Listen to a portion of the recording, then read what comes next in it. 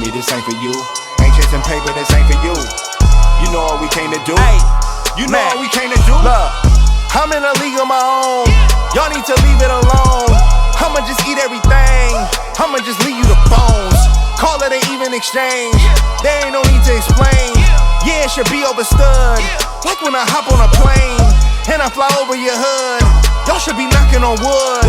Don't make me go against the grain. I ate my Wheaties, I'm good.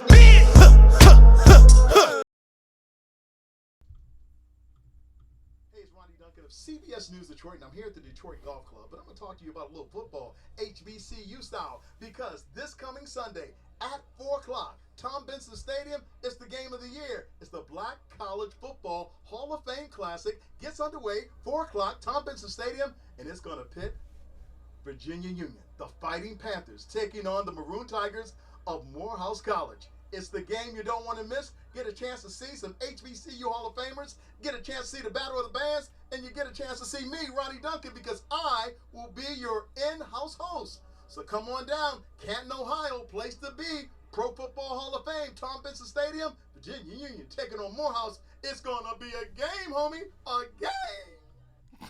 Hey, it's Ronnie Duncan. The homie so hype, he losing his voice, man. Welcome back, college football fans. It's your boy Kelly Flicks, and this is another episode of HBCU Flicks. Let's get into it, man. We talking some D2 HBCU football. I even got odds. I went and found the odds for these games. We got the odds, new players on new teams. I've gotten so much information. I got to just spill it to y'all when it comes to what players are playing where the quarterbacks are going. I got to just spill it. Twitter don't got enough characters for all the words I got, right? So let's get into it, man. Straight away, we got the SIAC game week coming up, CIAA game week, and new players on new teams. So what new players are on what new teams, and what do you mean by that, Flick? So let's get into it right here.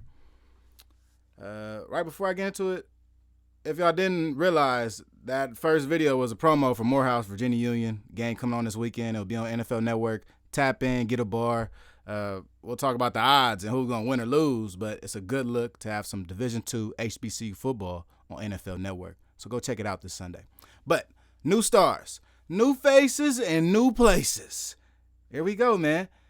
Top of the top, you got Heath Williams. He's probably the biggest transfer to the SIAC this past offseason. He was probably a guy that had a good chance at playing at Tennessee State this past year, right? If it wasn't for Draylon Ellis returning, being back on that field, he probably would still be in a Tennessee State uniform.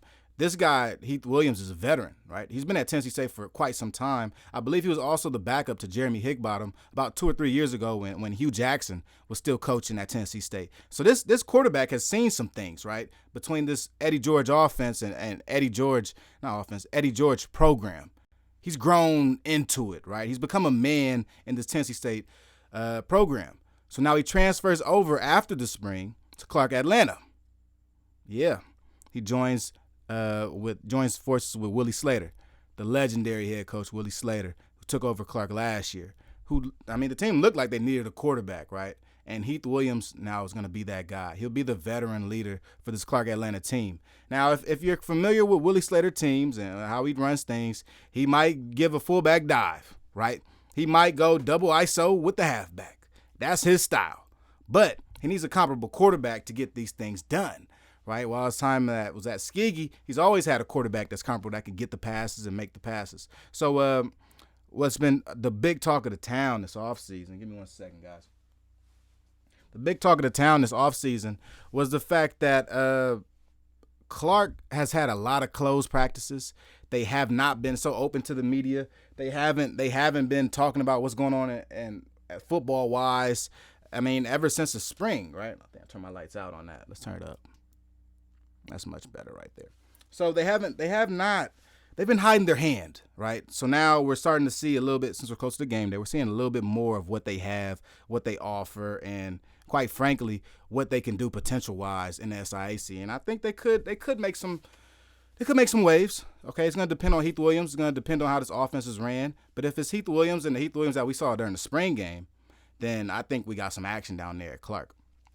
So of the other guys that are moving in, you can see our guy on the I guess it's y'all left, right? Anthony Evelyn, right? Number 1 out of Lane College. So after our SIAC talk this past week with Coach Byron Brown, the head coach of Lane College, he got to telling us, and he spilled some beans. He said that Anthony Evelyn is coming back, guys. Anthony Evelyn is returning to Lane College. Last year, he was academically ineligible. I also saw they had a kid, too. He returns forces with one of the baddest wide receivers in Division II football, and that's Jaquez Jones. Jaquez Jones, electrifying wide receiver out there for Lane College, was going to be returning, and now he's going to return with his running mate, Anthony Evelyn. Can't wait to see Anthony Evelyn get out there and show his stuff. I need to get some water up in here or something, man. Getting excited. But Anthony Evelyn and everything that he does is it's pretty dope. Give me 1 second, guys. Let's check this one thing for you guys.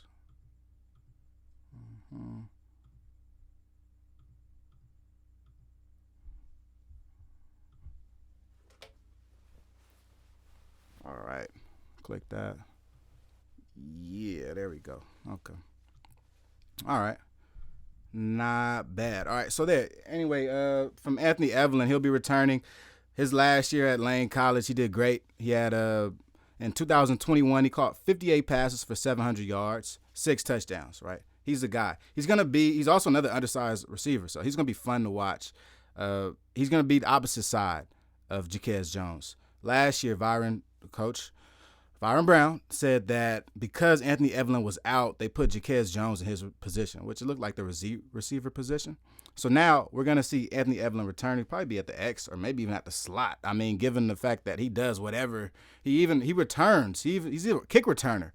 He had a kick return versus Benedict before the year before he had his hiatus, right? 2021.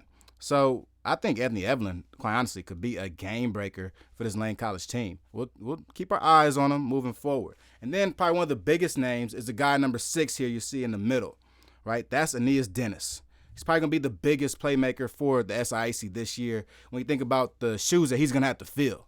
He has to fill the shoes of Eric Phoenix at Benedict. The new starting quarterback at Benedict is Aeneas Dennis. This guy is a 4-year start. Well, he was a 4-year letter winner at Shorter College. I'm not sure if it's Shorter University or Shorter College. It's a 4-year letter winner. Last year, he actually played pretty well. He started most of the games. He ended up alternating with a quarterback, and I think that may have been ultimately the reason why he chose to leave and go to Benedict. But this quarterback, right, has very close similarities to Eric Phoenix, which was kind of interesting because I'll read you guys a couple stat lines, right? So let's look at Aeneas Dennis. His career at Shorter, the whole career, right? He did a very good job. Last year, here's stat line.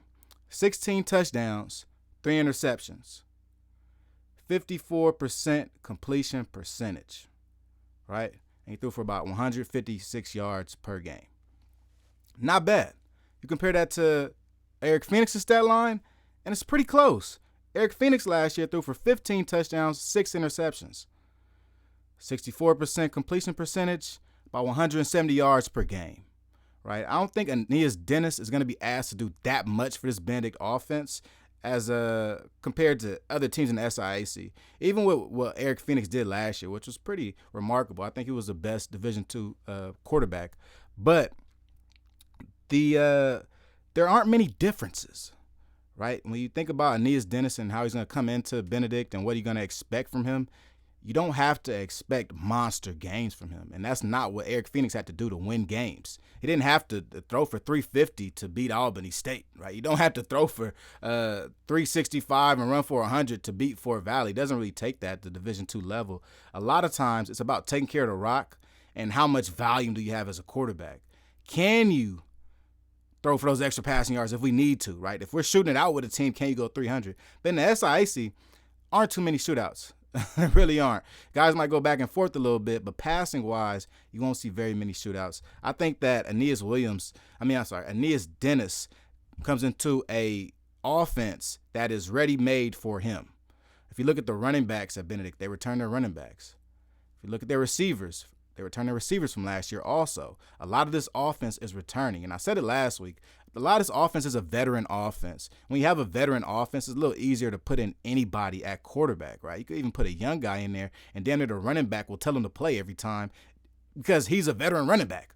It's almost like inherently what's going to happen when you have a veteran offense. So I think Aeneas Dennis just works good with this offense because he's a vet also, right? A lot of these guys are older. He's older. I think it takes a veteran leader to really lead guys that are returning starters, and that's kind of what happened at Benedict. There are a couple other quarterbacks on this Benedict roster that we spoke about, like McCoy's, and there was a freshman that was also in this running for it. So there are other options, right? But I think Aeneas Dennis actually keeps Benedict on track, right? Like if Eric Phoenix would have stayed at Benedict would have said, okay, we have our last year with Eric Phoenix, so we need to find a new quarterback. Aeneas Dennis is also a graduate senior, so this is his last year of college football. After this year, Benedict will be looking for another quarterback. They have some on the roster right now. So maybe Benedict just wants an extra year of development for these quarterbacks, and they're going to use Aeneas Dennis and his experience to carry the team this year and give them another 4 months to develop quarterbacks and get them ready for the next spring. I think it could happen. Of the other guys that are moving and sticking and moving, Tuskegee. I didn't put him up here, but Ryan Nettles looks like he's going to be the starting quarterback down at Tuskegee. It's not going to be Bryson Williams of Tuskegee anymore. Not sure what's going on. I'm not sure if it's academic, not sure if he lost his spot in competition. But when you look at last year, I like Bryson Williams at times, but I wasn't sure if he was really going to be the guy. And I thought this year would be another year for him to take a bigger step forward as a quarterback. So when you look at Bryson Williams' stats from last year, they don't jump off the screen, right? And there's 11 touchdowns, 6 interceptions, threw for 1,300 yards. Only under 200 pass attempts last year. So he's not a high-volume guy. With Bryson Williams, right, he has a lot of room to grow. And as a quarterback that has a lot of room to grow, sometimes people may pull the leash on you a little early, right? So I'm not sure the reason why Bryson isn't getting the nod. But to me, when I watch the film, Bryson makes a lot of late throws. He does. I mean, like the receiver's been open for 3 or 4 yards before he makes the throw and before he unloads. So there's some things that I thought development-wise that he could grow on this year if he would just honestly just be out there longer, right? The longer you're out there, the more you play, the more you figure out your style and you figure out your rhythm and really where you beat teams at. And I think that Bryson Williams was still learning that. I think he was still learning how to beat teams with his arm because he honestly hasn't. Last year, Dante Edwards and Torian Taylor combined for around 1,500 yards rushing, right? You could just lean on your guys in the backfield to win you a game when your back's against the wall. This year was not going to be like that.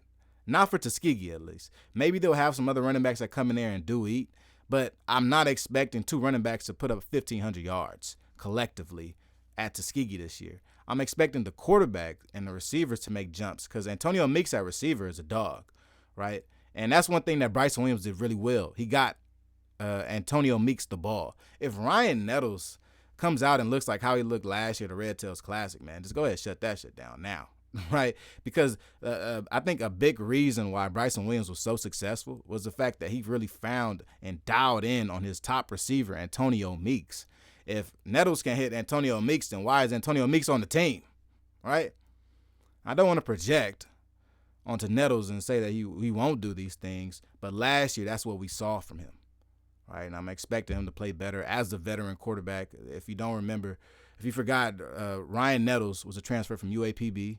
If I'm not mistaken, he won a SWAC championship in the spring, the first year Coach Deion Sanders was in the SWAC. So this is a quarterback with tons of experience. He should be expected to get the job done, in my opinion. If we have any more new faces and new places, we can get to these new games. All right, let's get to the games. Here we go. Let's get to the games, y'all. So first up, we're going to talk about the SIAC games. We got odds. We got the odds. The odds are, look, so if you don't understand betting odds and how they work, I made it real simple. It's green. If the team is green, they are the favorites to win. I don't even got to explain the -7 and the -19 to none of y'all, right? If it's green, that means they were picked by the sports book to win the game. Let's get into it. SIAC, man, top of the schedule. We got Albany State and Wingate. So Wingate and Albany State, their game got flexed to a Friday because of the storm. And it's going to be a big game, man. It's a big storm coming in just with Albany pulling up, right? So Albany State's going to pull up to this game, and they're going to bring their spread offense with them, right? Quinn Gray's driving the bus all the way down to Wingate. And I think there's going to be some fireworks, right? I think that this Albany State team is going to be a different team, right? When you look at Albany and what they've done traditionally is this hard-nosed offense, hard-nosed defense, right, really. And the Albany's teams usually have a cap of around 35 points, and they ain't scoring more than that. But they're not going to let you score more than 14. This team is going to be different. Different philosophies, a couple new faces.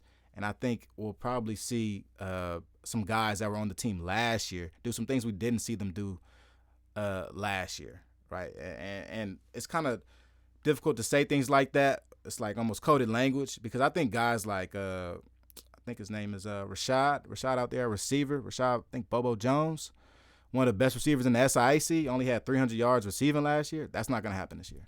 I think he can go for 1,000. He can go for 900. And a spread offense attack, a true spread offense that I think that Coach Quinn Gray is going to bring, yeah. I think we're talking about a couple of receivers 700 yards plus. We just saw Jaquez Jones and the spread offense attack at Lane College go for 916 yards receiving. So I think it's very doable in this SIAC. We even got to see Antonio Meeks go for like 700 yards on like 27 catches. So it's very doable. I think Albany State moving forward is going to look good. But in this Wingate game, no. I don't see it. I think Wingate just has too much, man. We saw Wingate this past year beat Fayetteville State, Benedict, and Virginia Union. They like the HBCU Slayer. As much as I would want Albany State to win this game, Wingate has shown and proved time and time again against HBCUs. I'm worried for Albany, but I'll pick Wingate to win this game. There we go. Clark at Kentucky State. We got a 19-point line in favor of Kentucky State. Whoever running this sports book, y'all boys is crazy. Ain't no way I'm taking a first-year coach to win by 19 points against Willie Slater. No, that's what's not going to happen. And look, I understand that the game is at Kentucky State, right? And it's going to be a home game. This is the first home game for Coach Huggins, his new air raid attack. And it's going to be a lot of big moments, right? And look, don't get me wrong. I think Coach Huggins is going to have a pretty good year. I think they'll open things up at Kentucky State, and it'll take some time for him to get his guys in there. But when it comes to playing Clark game one in a big game like this against a veteran head coach, and you're a first-time head coach, I think the game might get the most of Kentucky State. And I picked Kentucky State to win on Sunday. I picked them to win. But I think this game, I think the emotions of the game, I think the ups and downs of the game might really get to Kentucky State. And if they come to a point where they're running the spread offense and it stalls and they find themselves off the field, the offense finds themselves off the field for long durations of time, that could honestly really hurt them against a team like Clark. I told y'all Coach Slater likes to run fullback dives and ISOs. He's a ball control guy. If you can't keep the ball out of his hands, he will keep the ball away from you. Like, he simply plays keep away, right? It's hard-nosed offense, tough defense, and keep away. So 19 points, I bet against that if that was out. I bet that down to maybe around 7 points. I think Kentucky State can win this in a very close game. Then next, we got Florida Memorial at Edward Waters. This is a very good game. A very good game. I don't agree with the line, but this is going to be a very good game. This is the Big Cat Classic. It was a great game last year. Florida Memorial won the game last year. This year, I think Florida Memorial wins again. Last week, week 0, Florida Memorial played a game against Bluefield College or Bluefield University. It's a PWI. They went up there and they lost, but the score was 47-50. Now, if you follow football and you understand how important it is for offense to get going early in the season, you'll see that this Florida Memorial offense has already gotten going. This past week, George Young ran for 150 yards, 3 touchdowns. The backup running back ran for 150 yards and 1 touchdown. Quarterback threw for 250 plus and 1 touchdown, 3 picks. So I think this Florida Memorial offense is ready to go. They really have different styles when you look at fighting styles. Florida Memorial is real spread it out. Let's throw it out there. Let's get it out of our hands. Edward Waters plays behind their big offensive line, and they play in the trenches. I think Edward Waters might end up trying to grind down Florida Memorial, but if they can't find a way to score points early, they're going to find themselves in a big hole to this Florida Memorial team that is really rolling, right? I mentioned they lost last week 47-50. They were in that game possession to possession, like literally going back and forth with Bluefield in the fourth quarter, point for point. I think this Florida Memorial team is ready to take a big win in the Big Cat Classic. Give me Flomo. So then we got Lane at Miles. I agree with the line. Give me Miles to beat Lane in this game. I think Miles College has a lot to prove this year. Last year they really underperformed. That was nothing like the Miles teams of the past 10 years, right? On offense, I think they were missing a quarterback, right? Their quarterback didn't look the part, and it wasn't the same quarterback from a couple years ago. I'm told that Claude Newell has now returned at Miles, and he's in the mix for the quarterback position. And I've also seen another bigger quarterback out there getting some work. So I'm not sure who's going to be the starter out there, but I'm confident in the Miles defense. And I think that this Miles defense is not only improved, they are ready to show the SIAC that they can help their team win games. Last year, Miles went like 1-9, right? Very uncharacteristic. They played a gang of close games, and they played the SIAC championship contenders very close. They even took Tuskegee to overtime in the last game of the season. This Miles team is pretty proven. Don't let the record fool you when you look at something like this. And I think, honestly, Miles might hop onto Lane's new quarterback very early. And if Lane's new quarterback can't get it going with all of these weapons around him, he's going to be faced with a lot of pressure on the sidelines and even on the field trying to figure out, how do I make this offense work, right? It's always tough for a new quarterback and a new system in his first game. So in your first game, not only are you worried about your system, the defense on the other side is trying to take your head off. So he's going to need an outlet, right? We're gonna see what Lane can do, but give me Miles in that game. Savannah State, they play a NAIA opponent, Southeastern. Got them favored by 1 point. I don't have much analysis to talk about with this. I think Jaden Adams is a very good quarterback at Savannah State. I'm not sure if he'll get the nod this week, but I think if he does, they can beat Southeastern by a lot. And this 1 point spread probably won't mean much. I think the fact that the Savannah State has been doing this quarterback carousel keeps them in the mix for a close game against NAIA school. That isn't that bad, but it keeps them in the mix with NAIA school. I think if Jaden Adams was named to start already, I think that's probably a bigger line. But give me Savannah State. We got our first CIAA versus SIAC matchup right here. We got Shaw University at Benedict. All right, so if you think Benedict's going to win this game by 21 points, I think you're crazy on me. I'm not rolling with you. I don't think so. I think that in this Shaw and Benedict game, we're going to get a shootout. And I think the game's going to be decided by about 7 points, maybe 3 points. Because Shaw just had a transfer quarterback, Silas Cruz, from Livingston College.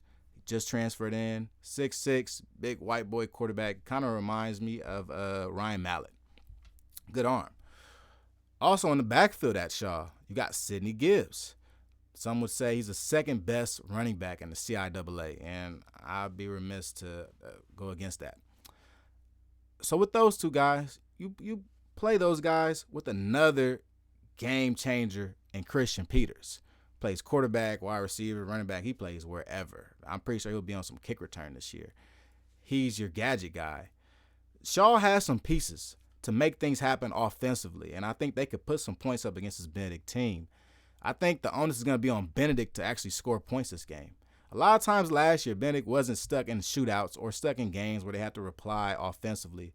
Benedict, last year, they did it all in all type of phases. Defensively, they would score. Special teams, they would score. I think this year, you put a little bit more pressure on your offense to put up points, right? And I think that a lot of teams going to this Benedict game playing like they have nothing to lose, right? Because Benedict was so good last year. They went 13-0 last year.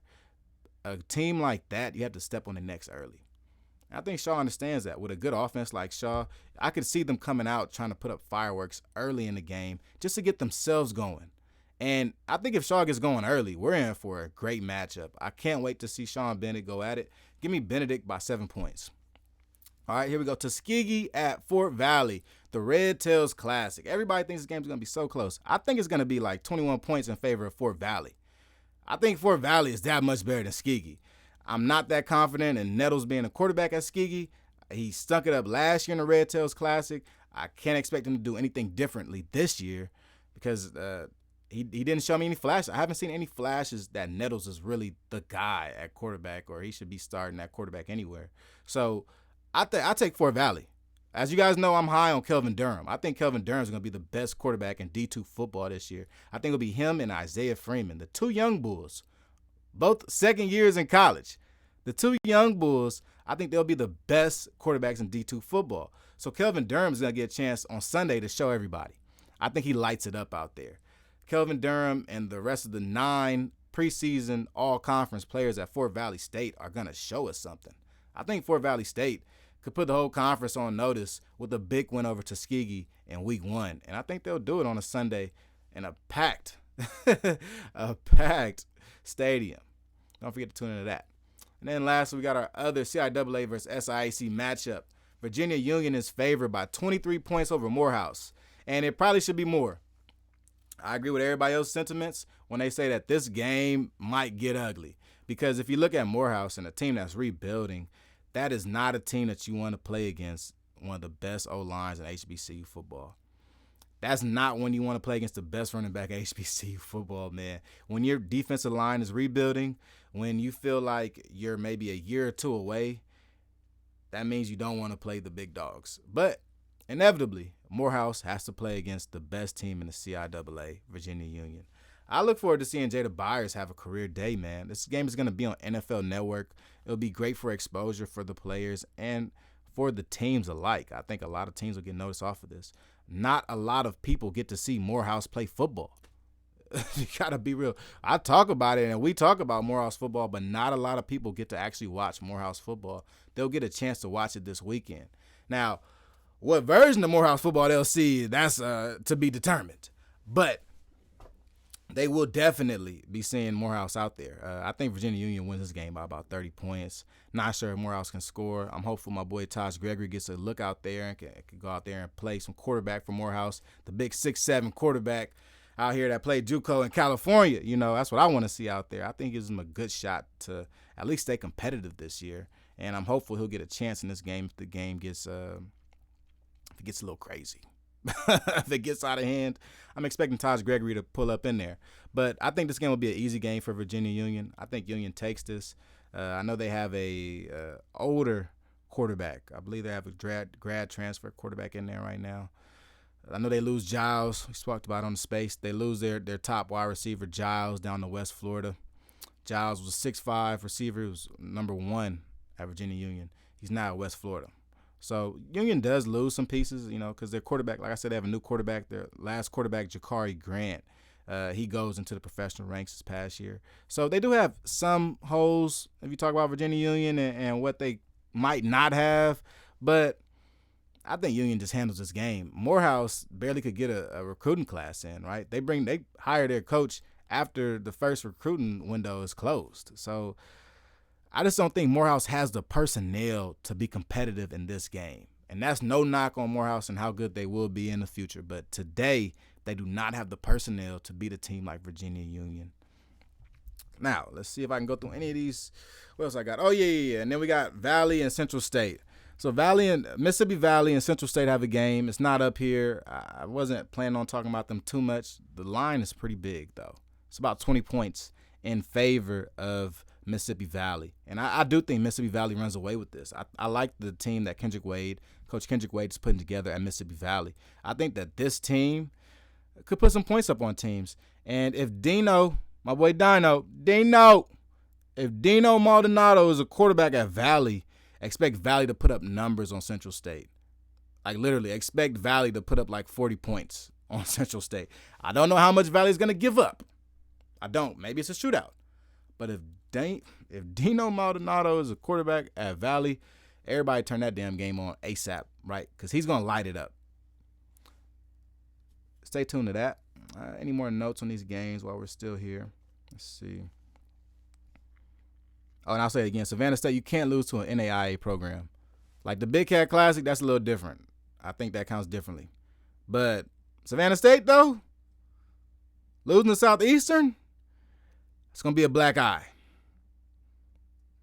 A black eye to that SIAC. For real, in week 1. Can't do that. All right, so Lane. Okay, and then Flomo. Clark. All right, let's go to the CIAA now. So here we go. Let's get to the CIAA and their slate. So here's the CIAA slate. It looks a little smaller, but these games, they're playing against some big teams, man. I ain't going to lie. I think the CIAA might be too big for their britches, homie. This week, we got some big games for the CIAA. Let's get into the big ones first. North Carolina Central plays Winston-Salem State. They're favored by 34 points. It probably should be more. Coach Ray Oliver has said that he's going to leave Davius Richard in games longer, so I'm expecting a big point differential. 34 points doesn't seem like enough. I think they might beat them 50-0. If this North Carolina Central team could put up 50 points on Howard, imagine what they can do to Winston-Salem State. Like, if they literally can put up 50 points on a Division I team, imagine what they would do to Winston-Salem State, a lowly Division II team, right? Like, Winston-Salem does not compete for CIAA championship, right? They're not contenders in this. So I think this game gets really ugly. Central just does their thing. Winston-Salem just gets out of this healthy. Get out of it healthy, man. And then we got Virginia State and Norfolk State. Now, this game has been talked about and has been a game that I have bookmarked in my mind for good reason. This is the game. This is the battle of big and little state. This is a matchup that really means something to both teams and is a matchup that is big recruiting-wise. I've said it before. Virginia State has brought in 30-plus. Well, no, they haven't brought in. They have. Let's start over. Virginia State has 30-plus graduate senior players. This is an old-ass team, yo. Virginia State got some vets on their team. Now, when it comes to playing a Division I opponent, you want as many older guys as you can get. And an 18-point spread for Norfolk, I haven't seen an 18-point spread in Norfolk's favor in maybe 2 or 3 years. It's unreasonable, though. An 18-point spread is unreasonable. I think this game is decided within 7 points. I think Virginia State's going to take them down to the wire. Norfolk State has had a hard time beating teams in general in the past 2 years. Combine that with the fact they've lost a lot of talent in this past offseason, and now they're going to be expected to put everything together. And this week 1 against a Division II team that you're supposed to beat, I think they might get y'all. I think they might get y'all, dog. I think that Norfolk State is a sitting duck. And Virginia State is a team that wants to compete in the CIAA. They have been competing in the CIAA. They had a player out just playing on the damn Pittsburgh Steelers 2 weeks ago, Darius Hagans. He was on the team. He was on Virginia State's team last year. So they have a lot of talent at Virginia State. I think that Virginia State might crack Norfolk State wide open, man. And low-key, ain't no low-key. Give me the upset. I'll take Virginia State to upset Norfolk State. I'm not sure what that line's going to be when it comes out. Maybe 20 points. I'd buy that. I'd buy that 20 points for Virginia State, man. I think they can cover that, no problem. I think this game's going to be a back-and-forth matchup that Norfolk State is not ready for. I don't think they are. So here we go. St. Augustine and Lenoir-Rhyne. This is good for competition-wise, but St. Augustine ain't got no chance, though. I don't think they have any chance versus Lenoir-Rhyne. Lenoir-Rhyne's every year they go to the playoffs. It's a very good program. I think St. Augustine is just great scheduling. That's what I'll say, great scheduling. So here we go. Johnson C. Smith are playing against West Virginia Wesleyan, man. That's a very good game, a very good Division II game. We're going to get to see a Johnson C. Smith team that features Tyrell Jackson. Tyrell Jackson returns into the lineup, right? He was one of my favorite HBCU quarterbacks last year. He got an injury that took him out early in the season, maybe like around game 4 or 5. But now he returns and is going to play against a West Virginia Wesleyan team. That's a decent team. But this will be a great win for Johnson C. Smith if they can get it. They are favored right now by 3.5 points. But if they can pull off the dub against West Virginia Wesleyan, I think that the Johnson C. Smith team is a team to look out for, right? As Steven said yesterday on the HBCU Game Day show, Johnson C. Smith was picked to finish 6th, right? And that's by coaches and SIDs in the CIAA. They know something, right? They know something. They understand how tough Johnson C. Smith has become. And I'm ready for them to make a jump. And if that jump starts early and beating West Virginia Wesleyan, I'd love to see it. And I think if they do beat West Virginia Wesleyan, it's going to be on the back of Tyrell Jackson. Honestly, a dog at quarterback. And they got a couple good running backs. But I think this team moves when Tyrell Jackson moves. And lastly, we got Clarion at Lincoln. I'm not that knowledgeable on Clarion. I did a little bit of research on them in the background. They're a decent team. They did play pretty well last year. I'm surprised Lincoln is the favorites to win this game. I think that has a lot to do with Isaiah Freeman being named the CIAA preseason Offensive Player of the Year. Right? I think they're putting a little bit of respect on Lincoln's name. I think that in years past, Lincoln just gets looked over and they go, oh, it's just Lincoln, and they'll probably crush them, right? It's just Lincoln. They'll go like 2-10. I don't think that same sentiment carries over with this new Lincoln team. I think this new Lincoln team is now looked at as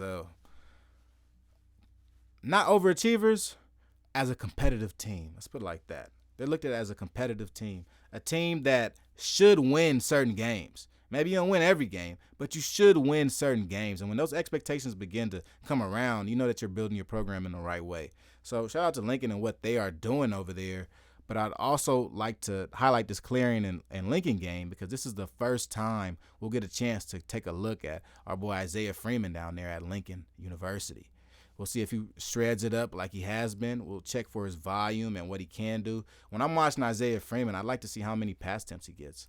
If we can get over 25 pass attempts, I think we're in business for a guy like him because it's not only about it's only about winning games. It's about winning games, also about developing this quarterback though, right? You have a great quarterback in Isaiah Freeman, and if you can't get this guy to throw the ball for over like 220 times this year, he might regress. You need to continue to leave him out on the field, allow him to make plays, allow him to stay out there and make his own decisions, similar to what Benedict did with Eric Phoenix in the latter years. His junior year, he threw for 1,800. His senior year, he threw for about 2,100, right? And those small changes usually happen in the offseason, but they happen because your offensive coordinator and the head coach are giving you more reign to do things that they think that you can do, right? They're giving you more reign within this offense to utilize the offense to your full capabilities. As a freshman, they may not give you all the reins. They may go, okay, look, we got about 50 plays that you can run, but these other 20 plays you're not going to touch yet because we got to master these 50 plays. And the great thing about Isaiah Freeman, in my opinion, is the fact that he's had the same coaching staff this entire time through this whole year, right? He's had the same staff. He hasn't had to worry about many changes, and that helps development, right? You want to see players develop, let them play with their same coaching staff for 4 years and watch how they develop, right? So I think this Lincoln game is going to be a big game. Not that exciting on paper, but Isaiah Freeman is always exciting when you're going to see him out the field, and I think that he could add some fireworks to this game. It's going to be a midweek game. I believe it's a Thursday game, so if you're watching it, man, it's happening tonight. So CIAA, that's my CIA news. The wobbler of the week is Clarion and Lincoln. Highlighted. I should have highlighted and put wobbler on it, but the Clarion and Lincoln game is a wobbler. I was not sure why Lincoln was picked to win the game, so hey, you know what I mean? Bet at your own risk. All of these lines are on FCS Bets, I believe. I think it's called FCS Bets on Reddit.